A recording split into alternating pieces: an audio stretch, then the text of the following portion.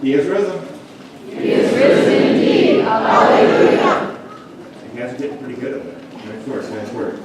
So thank you very much for coming to celebrate Easter and Jesus being raised from the dead. And I'll be honest with y'all. The nights before I preach, I always get nervous, and I don't sleep real well. But stage fright or something like that. But I get doubly freaked out before Easter Sunday because this is sort of the Super Bowl Olympic World Cup of the church year. And I've got people in front of me today who have spent their entire lives in church. I have people who have heard decades of Easter sermons. We've also got people giving this church thing a try, a first shot, and have never heard an Easter message. So I'm trying to reach kind of both groups and everybody in between. And on top of this, all the story itself, if you listen to the story, it is absolutely crazy. It is nuts and unbelievable. Not only do we have this guy who was beaten, whipped, and then nailed to a cross until he was dead, but he has been dead for 3 days, all right, lying in a grave until he's not. This morning, we hear that Jesus has been raised from the dead. And this is hard for us to wrap our minds around because Jesus is resurrected. He's not resuscitated. How many of us have ever heard a story of a near-death experience? Somebody who in a car crash or on an operating table, where they might have been clinically dead, and you hear them sometimes talk about seeing the light or feeling peace or sometimes even talking with God. And these are amazing stories, and these are powerful stories.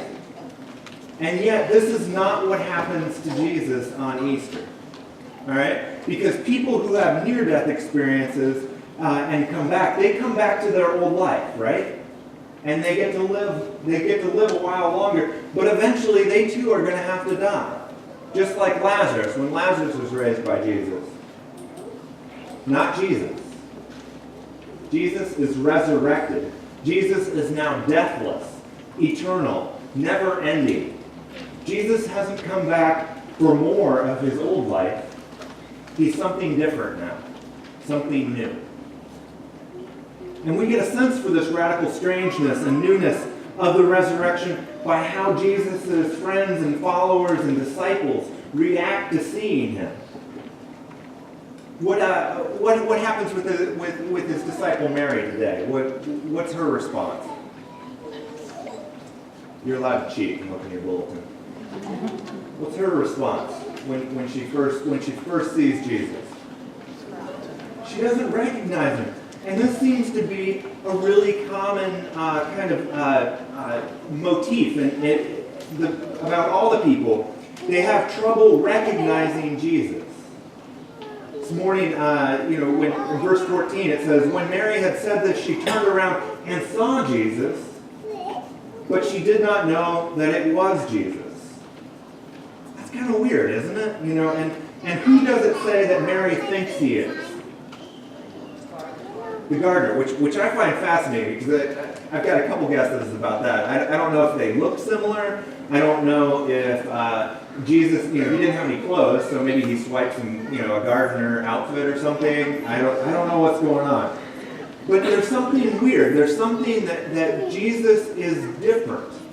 Mary has been hanging out with this guy and listening to him for 3 years, and she can't recognize him.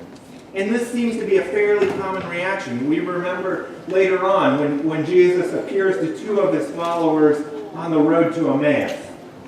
And these 2 followers, these 2 disciples, walk and talk with Jesus for hours. And they still don't recognize him. And when Jesus appears to his disciples later, when he appears later to Thomas, it seems that they too take some convincing that it really is him, that it really is Jesus. Now, I wish that our gospel writers would, but they don't. They don't tell us exactly what has changed about Jesus. And yet, it appears clear that he is markedly different in some way. interesting to me. And this morning we hear how Mary recognizes Jesus. How does she recognize Jesus? His voice, her name, yeah, specifically. But what is it about Jesus that is most prominently, like most of the other disciples use to figure out who Jesus is? What marks him as Jesus? What is it that he uses to kind of prove his identity? His wounds. Yeah, the nails in his hands, his feet, the spear wound in his side.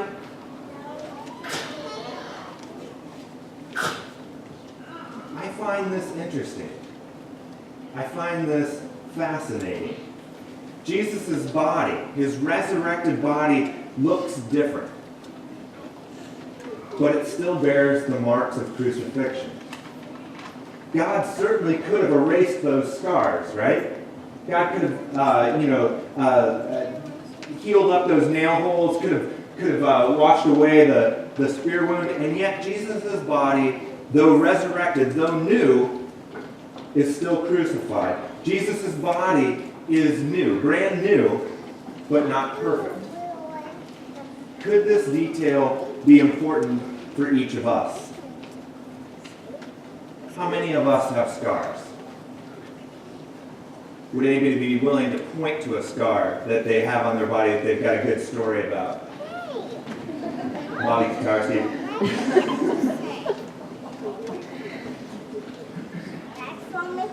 I imagine that most of us would also be able to point to other wounds that are less visible, like broken relationships, loss of loved ones, professional failures, addictions, mental illnesses.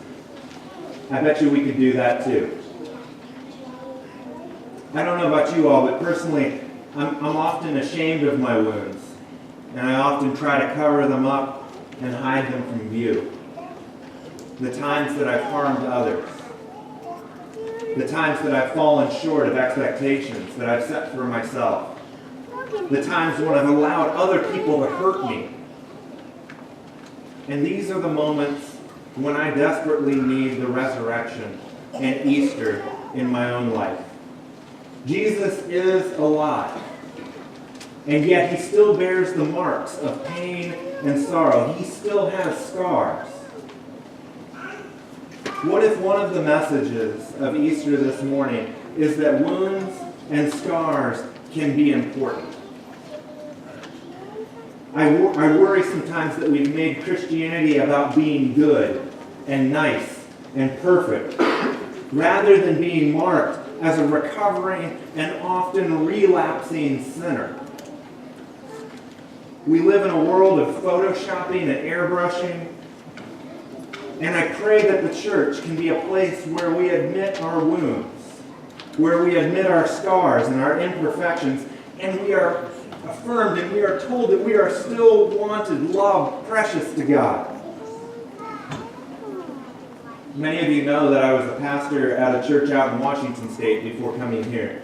And I had a boss, a lead pastor there, and the thing that he was absolutely the best at was if I knew somebody who was going through a crisis in their marriage, there was nobody better than Pastor Mike. He just embodied compassion and grace, and he would give them abundant support, attention, and excellent advice. And Mike was able to do this, I believe, because he had gone through his own divorce 20 years before. And I know that his own scars, his own wounds, his own brokenness informed and strengthened his ministry to others who were struggling and watching their marriages self-destruct. We are all joined to Jesus' death and resurrection through our baptism, and God promises that we will be raised to new life when we die someday. And yet Jesus calls us to live into that resurrected life here and now. Through our baptisms, through confession and forgiveness, and through the promises of Holy Communion, we, you and me, are resurrected daily.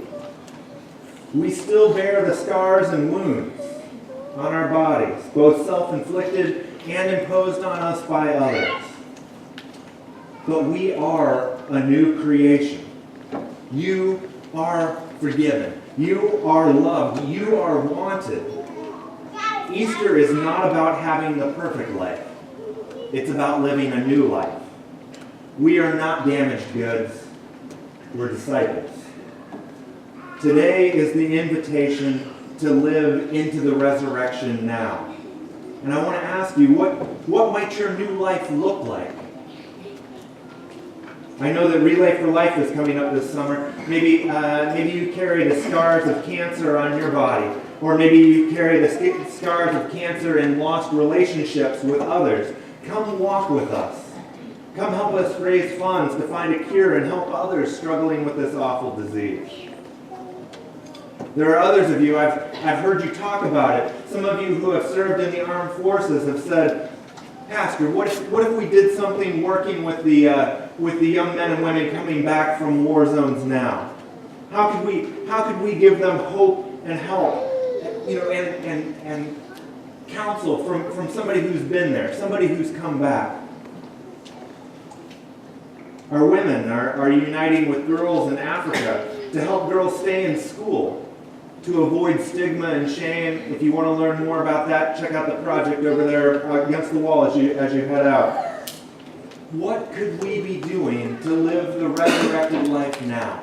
What will our new lives look like? Jesus rose from the dead today to bring healing, forgiveness, and wholeness to everyone who is wounded. Today, you are called to rise as well. Examine your own wounds. Look at your own scars and consider how they can become a source of strength, healing, and new life to others. He is risen. He is risen indeed. Hallelujah. We are risen. We are risen indeed. Hallelujah. We're going to try that one more time. That's a little more uncomfortable for us. So, He is risen. We are risen. He is risen. He is risen indeed. Hallelujah. We are risen. We are risen indeed. Hallelujah. Please rise and sing with us.